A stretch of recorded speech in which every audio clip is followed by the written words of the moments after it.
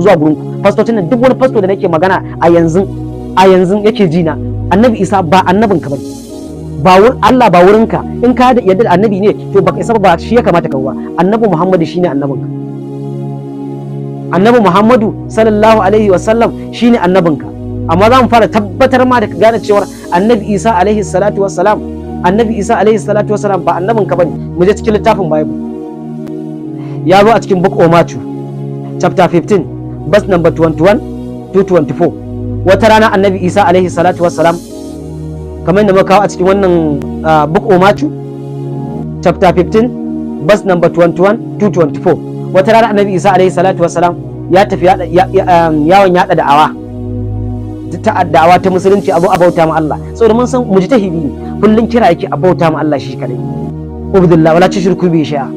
Haka kullun abubuwan da yake faɗa kenan, a bauta ma Allah, kada mana hada Allah da wani abokin tarayya. Ya ji yawon yada da'awa kamar yadda zo a cikin wannan aya, yana wajen yada da'awa, kawai sai ga wata baiwa Allah ta taho a guje, tana zuwa ta ce ka taimaka mun, ma'ana dan Dawudu, ta ce dan Dawudu ka taimaka mun, ta ce aljani ya buge mata yarta, yana da ya mace, aljani ya buge mata yarta, ya taimaka mata. Annabi Isa alaihi salatu wasalam ko kula ta bai, ya kauce kyale ta tafi wajen albazaransa, ta ce ka taimaka mun, aljani ya buge, take ce musu ka taimaka mun, tana kuka bai Allah ne. ta je yake kula ta koma wajen almajiransa, ta yi sai almajiransa suka ce wance ta ishe mu da kuka, ta cika mana kunne da kuka. Annabi Isa da buɗe baki ce shi wajen bani Isra'ila kada aka aiko shi, waɗancan batattun makancan shi kada aka aiko shi, batattun makancan jama'a bani Isra'ila yace su kada aka aiko shi, wajen su kada aka aiko shi. To gashi nan Allah gashi nan a cikin Bible ya tabbatar da shi annabi ne na bani Isra'ila, annabi ne na Jews, na Yahudawa, amma annabi Isa alaihi salatu wasalam ba wai duka duniya aka aiko shi, ba ya kamata ku ringa understanding what we are telling. Shi annabi Isa ba wai duka duniya aka aiko shi ba, shi ma'ana jama'a ce, wani yanki ma'ana na wani bangare na duniya. Isra'il, Yahudawa ne kadai Isra'ila aka aika shi, Yahudawa su ne ƴaƴan annabi Yaqub, jikokinsa annabi Yaqub, to shine aka aika shi. Domin shi annabi Isa alaihi salatu wasalam ba duka duniya bane, annabi Muhammadu sallallahu alaihi wasallam shine Allah ya aika shi duka duniya baki da. Za mu kawo aya, sai mun ƙara kawo wata aya yadda za mu ƙara tabbatarwa, mu ƙara nuna cewa annabi Isa ba wai duka duniya aka aiko shi ba. Mu ƙara zuwa ya zo a cikin book of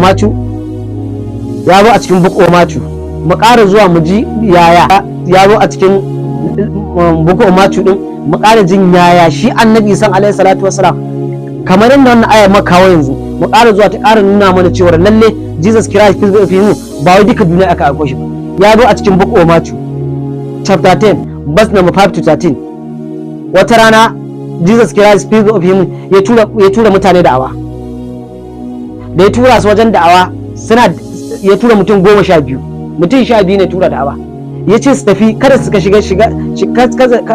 shiga wani yanki, kada su shiga yankin al'ummai, ma'ana kada su shiga yankin al'ummai, su shiga yankin bani Isra'ila, can kadai aka tura shi. Ya ce can kadai aka tura shi, kada su shiga ko ina, su shiga yankin bani Isra'ila, ma'ana da Samariyawa kada su shiga yankin Samariyawa, domin wani Samariyawa a lokacin ba Yahudawa bane, su ba Yahudawa bane. Yake cewa kada su shiga yankin Samariya, su shiga yankin bani Isra'ila kadai aka tura shi. Za mu ga cewa gashi nan a cikin book of Matthew chapter 10 verse number 5 to 13, yake cewa ya tura mutum 12 da awa, yake cewa kada shiga yankin al'ummai, kuma kada su shiga yankin Samariyawa, yace su shiga yankin bani Isra'ila, wajen wancan fatattun bani Isra'ila kadai aka aika shi. Iya gurin su yace su ji, in suka ce shamu alaikum, haka yace su dinga yi, suna musu yada musu da'awa, yace kuma su mana su warkar da mara lafiya da kutare da sauransu, yace duk ya masu umarni su dinga yi. Yace amma yankin bani Isra'ila kadai aka tura shi, yace yankin batattun tumakancan bani Isra'ila kadai aka aika shi. To amma yau gashi nan, yau kiristoci da fastoti yanzu suna mana ƙarya, suna cewa annabi Isa wai Allah ne, ko kuma su ce annabi Isa wurin su aka aiko shi, wai an aiko shi duniya ne duka. Wa ya gaya muku? annabi Isa alaihi salatu wassalam tun a zamanin sa ya nuna cewa akwai lokacin da aika shi wajen Yahudawan da aka yi ma da awashi za ta tsaya, iya za ta tsaya. Mu je cikin littafin Bible ya nuna cewa akwai lokacin da za a yi babu shi, ya nuna isharar haka lokacin da za a yi babu shi, ma'ana lokacin da da'awarsa za ta tsaya, sai dai wani ya zo wanda zai zo din kuma shine annabi Muhammad, wanda zai zo din shine annabi Muhammad, domin ya zo a cikin Gospel of John chapter 16 verse number 14. Annabi Isa ya nuna a wannan ayar, ya nuna akwai wanda zai zo bayan shi. Abin da ya faɗa ya zo a cikin Gospel of John chapter 16 verse number 14 yake cewa ina da wasu abubuwa da zan gaya muku, ba za ku jura a yanzu ba, akwai wanda zai zo da ruhin gaskiya, zai shirya da ku akan dukkan gaskiya, baya magana akan kansa, zai ringa baku labaran abubuwan da su zo, da abin da ya ji zai baku labari akan sa. To za ku ga cewar annabi sallallahu alaihi wasallam gashi nan ya nuna cewar yana da wani abubuwa da zai gaya musu, abin da zai gaya musu amma ba za su jura ba. Akwai wanda zai zo da ruhin gaskiya, zai shirya da ku akan dukkan gaskiya, zai shirya da ku zai shirya da su akan dukkan gaskiya, baya magana akan kansa. Mun san duk duniya annabi Muhammad ba alfahari, abun alfahari ne ma annabi Muhammad ya alfahari da abubuwan da Allah ya bashi, amma za mu ga manzon Allah sallallahu alaihi wasallam baya alfahari akan abubuwan da Allah ya bashi. An yi duniya dan shi, an yi lahira dan shi, an yi komai dan shi, amma manzon Allah baya taɓa yin alfahari. Manzon Allah ya kai ma alfahari, amma manzon Allah ba alfahari. Duniyar da lahira gaba ɗaya ko kaƙi ko kaso kai, akwai musulmin ɗa'ifin ma da ba su yarda da lahira dan annabi aka yi ta, akwai wanda ba su yarda duniya dan annabi aka yi ta ba. To ko kaƙi ko kaso annabi sallallahu alaihi wasallam an yi duniya da lahira da abin da halittun Allah gaba ɗaya ma ba ma waɗannan ba, halittun Allah duka an yi shi ne dan annabi Muhammad.